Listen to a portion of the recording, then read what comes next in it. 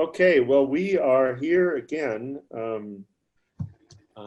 with, this is Bill Pettit. I'm here with Ofer and Brad and Judy and David, and we're continuing our journey through Sydney Banks's The Missing Link. And we've come to the consensus that we were at starting page 50, kind of just into the 6th chapter of the book on the power of thought that we're all using every moment to create our experience of life. So does anyone who wants to start on page 50?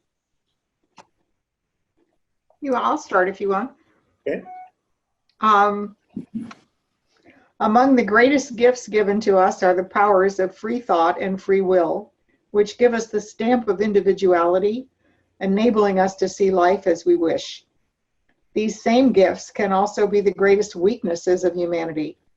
We often lack the strength to change our minds, so we get stuck in the negative thoughts and behaviors of the past. The purer your thoughts are, the more love and understanding will be in your heart. Anybody, any thoughts or? Question, what does it mean? What do you think he means when he say the pure your thoughts are? I mean, what is a pure thought? I always have taken it to mean uncontaminated by extra personal add-on thoughts. Like if you're present in the moment and your thoughts are occurring to you and you're taking those thoughts, just without a lot of analysis and extra thinking. But at a deeper level, I think it's referring to thoughts that you recognize as wise.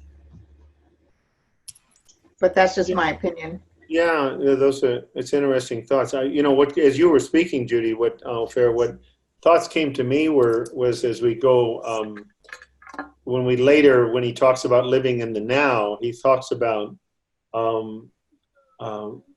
thought processes that is uncontaminated by past memory, past fears, past memories, or future fears. And I think, to me, it kind of means what Judy does too, that it's thoughts that are just, it's not a value judgment. It's just thoughts that are in the present moment, uncontaminated by past experience or by other future worries or concerns.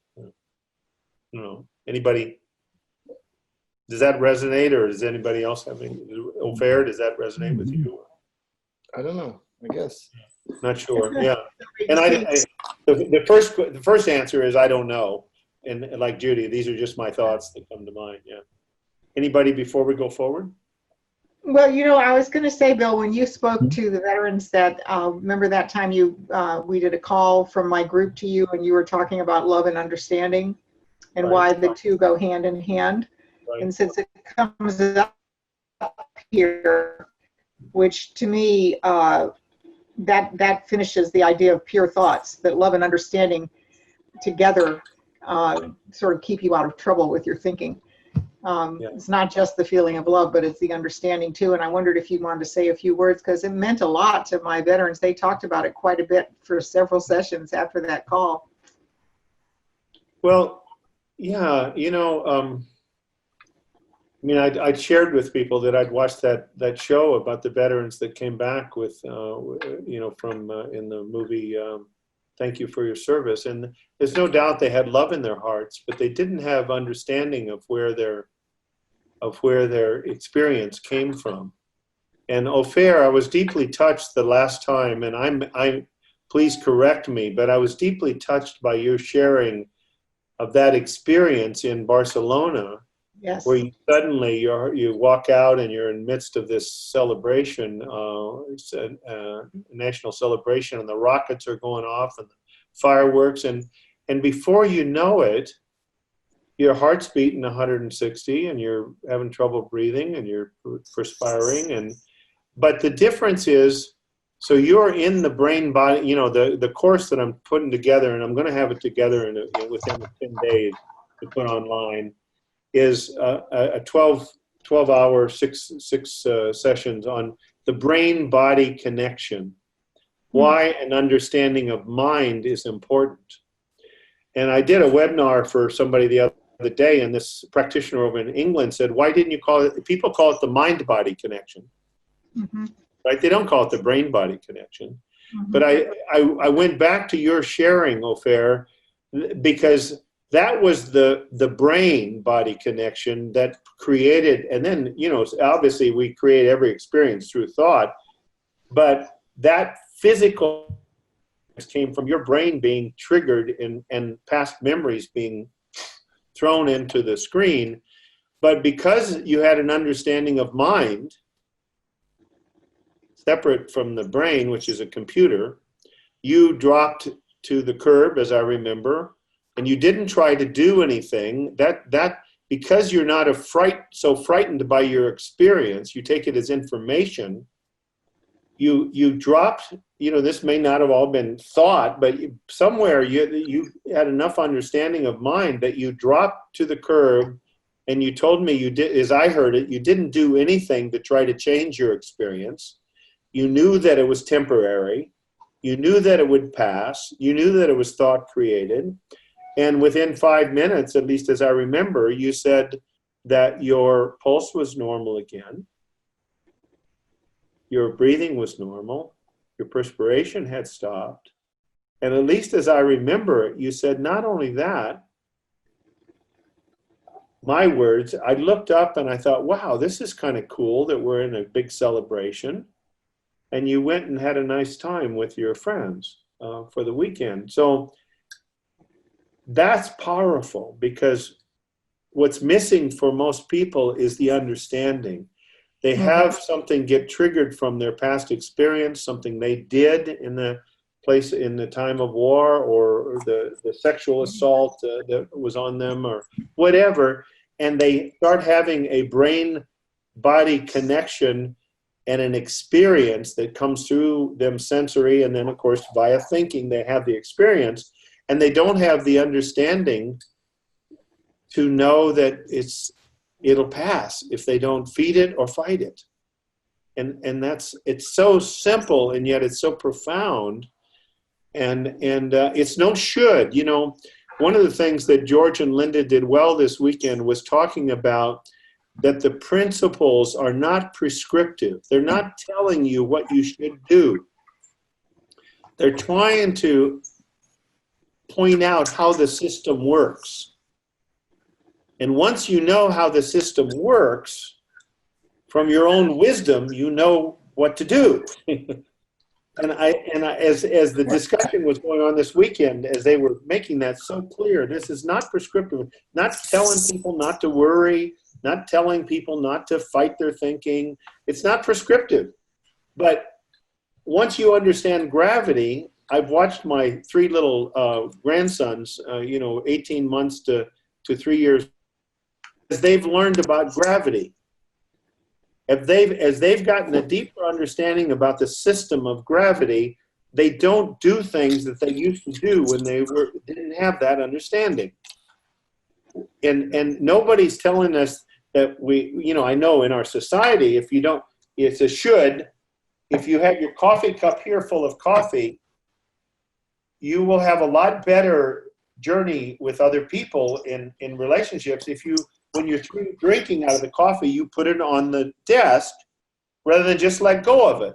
So, so anyway, that it's not prescriptive, it's descriptive. And I can see, I saw why people think of it as prescriptive sometimes. That people say things like, well, I was acting not in alliance with the principles, or not in, well, the principles just are. They're not a list of things that you should and shouldn't do.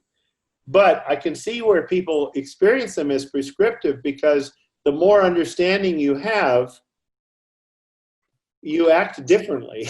But it's not because it's a should, it's because it's what appears to you now to be wise to do. That's so what makes sense. Is that, yeah. So Yeah. anyway, so I don't know if that's helpful, Judy, or if that's what you were thinking of. Yeah. Yeah. That's good. So I'll go with the next one. Positive thoughts create a healthy mind and a stable life. Optimism is a spiritual quality and a guiding light that will lead you to your happiness. Pessimism, on the other hand, is a disease of the human thought system that leads the thinker into the darkness of despair. Negative thoughts create negative feelings, which in turn create negative behaviors and are the seeds of human suffering. As you sow, so shall you reap.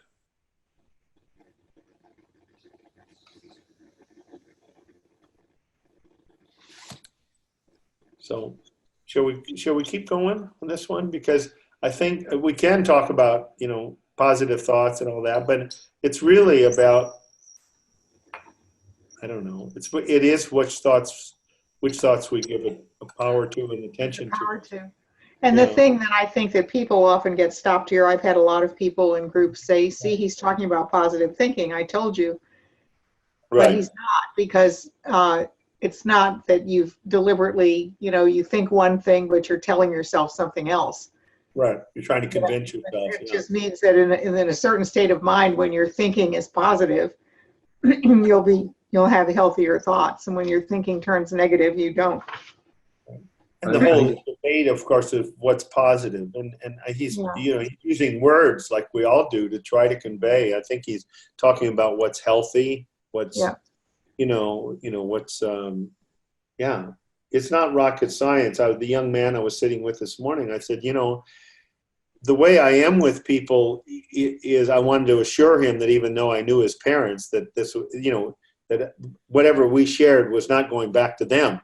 Right. And I said, listen, it's real simple. It's not that I have a complex set of 38 rules, like the guy on NCIS. Rule 39 is there are no coincidences, right? Well, one rule basically that I try to operate by, which is to treat people the way I'd like to be treated. It's real simple. Yeah. Life is simpler than we often make it, I think. Anyway, so shall we go forward? Yes. And a lot of time, Who wants to do this? Good. This is one of the few times that I've ever heard Sid use the word evil, which triggers people too, but go ahead. When our minds are in unity with that which is good, then our thoughts no longer hold us prisoner to that which is evil.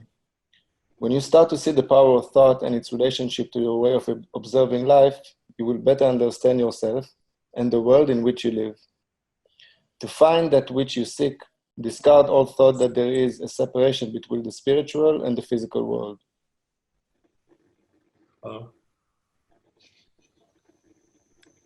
Maybe someone wants to elaborate on that last paragraph? Well, how about Ofer? Let's see if Ofer would be willing to elaborate on that. I just Ofer, read it. you want to elaborate? Yeah, you read it. You read it. You want to elaborate on it? I wanted to elaborate because I wanted to hear your opinion. I mean, well, I want to hear your opinion. I mean, we can. I don't. Not if you don't feel comfortable doing it, but not that there's a reason I wanted to hear your opinion, because look, some of this, the chapter on thought, I always found a bit confusing because, in a way, like you said, it's once you speak about good or bad, it's like a trap, Yeah. Because then you start like, okay, this thought I like, and it's okay, but then that's kind of judgment, and judgment is, it doesn't lead to anything good, at least from what I think. He speaks a lot about the separation between the spiritual and the physical world, like there's no separation. And this is something I always found confusing, when you speak about non-duality. So for me, most of the times it stays in the intellectual way, but I mean, something I can feel sometimes, but it's really hard for me to grasp. You know what I mean? Yes. So like to experience the other alternative, something which is hard for me. it's not something that the intellect, I mean, the intellect certainly has trouble with infinity. Yeah. Always was, always will be. What the hell is that, right? And we live in a finite experience. And so the idea that the spiritual and the physical are really the same thing in a different disguise. I mean, even though even the physicists now say that there was a time in the universe where there was no matter. There was no matter. There was not even formed energy. Even the physicists admit that now. So all it's saying is that now that there is matter, and even the African wisdom book that I have from when I was in Africa, they talk about, and these are this 5,000-year history or whatever, that there was the great nothingness, what they call the great nothingness. There was no matter. Now, whatever that was, it seems to have an intelligent energy. I was re-listening to the biology of belief, but it's not the biology of belief, but the idea, I mean, that's the name of the book, but you see that whatever we do with this power of thought instantly affects the 50 trillion cells in our body. Mm-hmm. All 50 trillion cells, their physiology is affected by every moment of our life, what we're doing with these gift of mind, thought, and consciousness. And that's not that's just the way it is. It's like gravity, you know. And so when people talk about things are always, so everything that exists in form, it makes sense to me that it came from the formless. That's the only place it could come from. It came from that whatever you call that. You know, if people don't have to call it God to me, they can call it Dave or Curly Moe or Larry. But everything that exists has to be, it logically, and that's what Einstein said, it has to be made from the same energy. It's in a different disguise, so there is no separation. It's just that they're in a different disguise.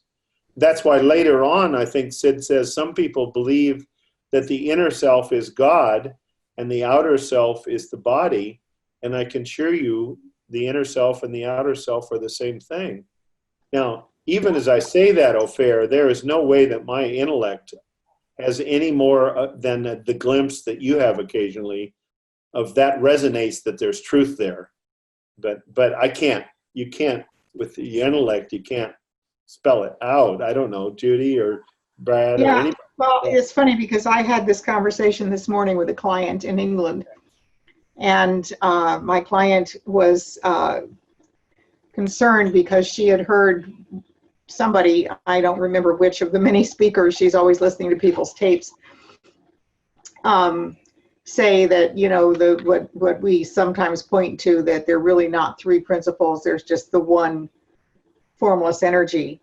And, you know, that, and she said, how could that be? You know, if you have to have the Trinity, the mind, consciousness, and thought. And I said, this is where I think we get lost between the spiritual and the physical or formed world. That if something is spiritual, it has no form. Right. Yeah. And mind, consciousness, and thought are the forms that. Yeah, by definition. By definition. So mind, consciousness, and thought are the forms, the words, the forms that we've given them in this life. Like our body is the form we're inhabiting in this life. But our spirit is the constant, is the indivisible, infinite power that create, from which that form was created. Right. And so when we say there's, you've got to discard the thought that there's a separation between the spiritual and the physical, is to say that the only way that we can have that thought is from the physical world, because that's the world we're living in.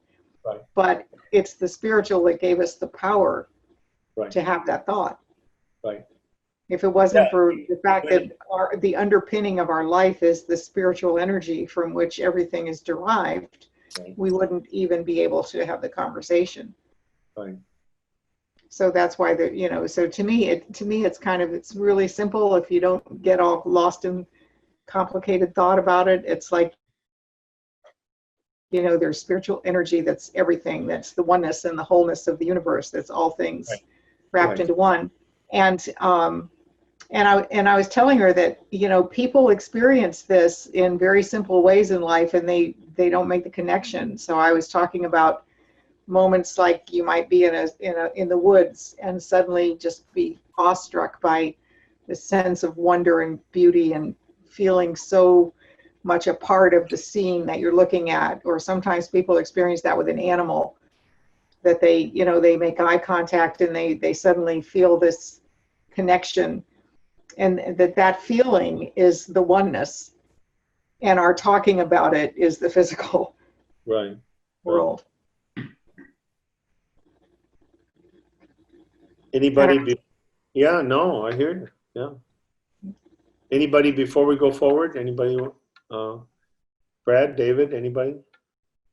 I was just going to sort of reiterate what Judy was saying there in terms of, you know, the way that principles are described today is just how they're described today. When Sid first came up with the concept, it wasn't called the three principles. That's evolved over time, and it may evolve and become something entirely different as we get better at describing how it, you know, how it shows up in the world for ourselves.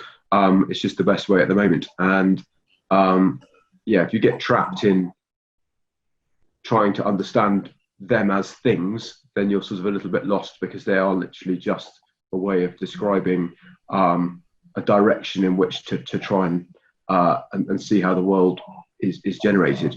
And going back to that whole business of separating things out, and you know, time is something again that's been made up, but we could, you know, we've got an understanding of that. Most people have a good understanding of what that means in terms of their life. So if we're looking at a human in its life, it only lasts a certain period of time, and then it disintegrates and become, you know, and those elements go back to becoming something else. Whereas things that we think will be around forever, like mountains and all the rest of it, absolutely aren't. You know, if you wind the clock back hundreds of thousands or millions of years, the world would have looked entirely different in terms of shape and form than it does today.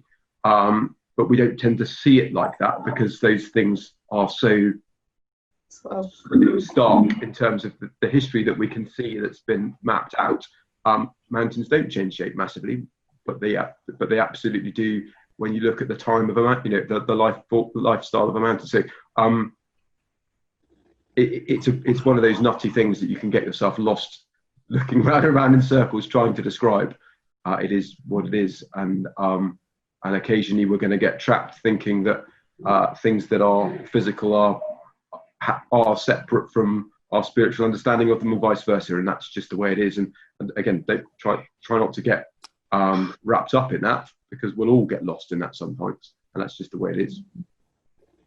So I'm aware of the time. We've done 22 minutes. We've talked about having each section be about 20 to 25 minutes. Do we want to do the next page, to finish this next page? And Let's do the next page. can we do that? Who wants to do that? Sure, I can. I'll do it. Oh, All right. Okay.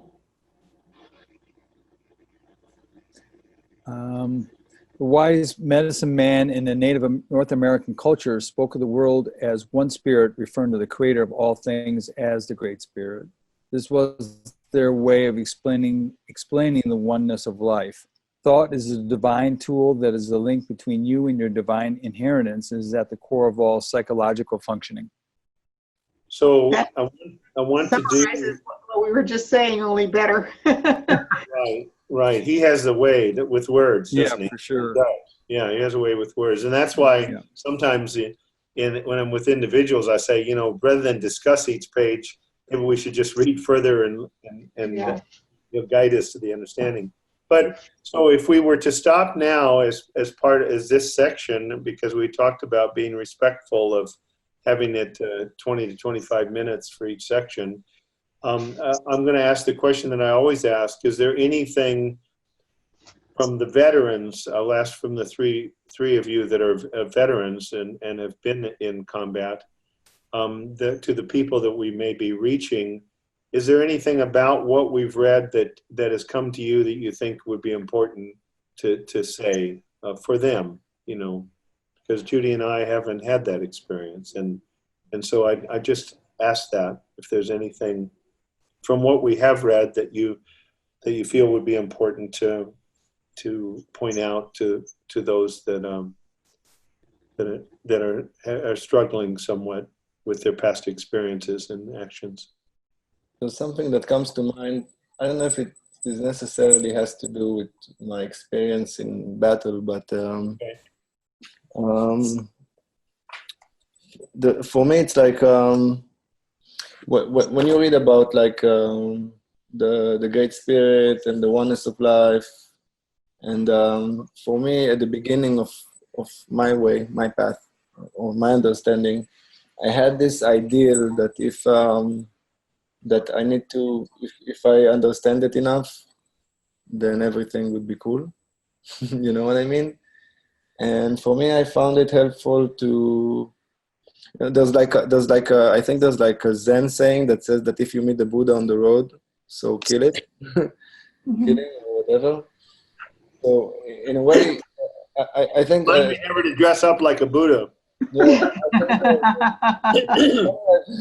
like Dave said, it's very important not to get caught up in, for me at least, not to get caught up in trying to get into this ideal state of understanding everything, because that sometimes can leave you frustrated. You think you're doing something wrong, and to try to make it simple, like as simple as you can, just to make it as simple as you can. Yeah, that's well said, Ofer. Yeah, That's really important.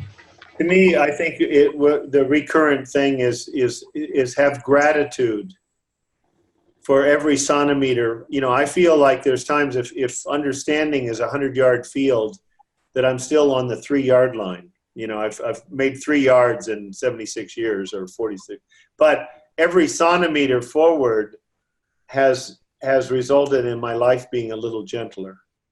And so I think it is gratitude. But I, like you say, if we say, oh, I should be, by the end of this year, I should be on the 80th yard line, 80 yards. And then by the next year, I should be at the 98th yard. And, you know, then we get caught in expectations. Yeah, that's the word, get caught in expectations. Yeah.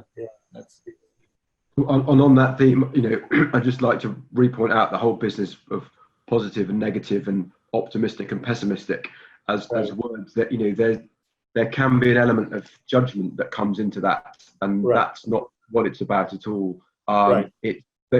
Those words, those feelings are there as a barometer for to help notice where you are. And if you find yourself feeling pessimistic, just notice it for what it is, and then try as best you can not to do a huge amount with that, other than just go, okay, I'm feeling a bit pessimistic today. But that's not going to last forever. But it's certainly not something to beat yourself up about.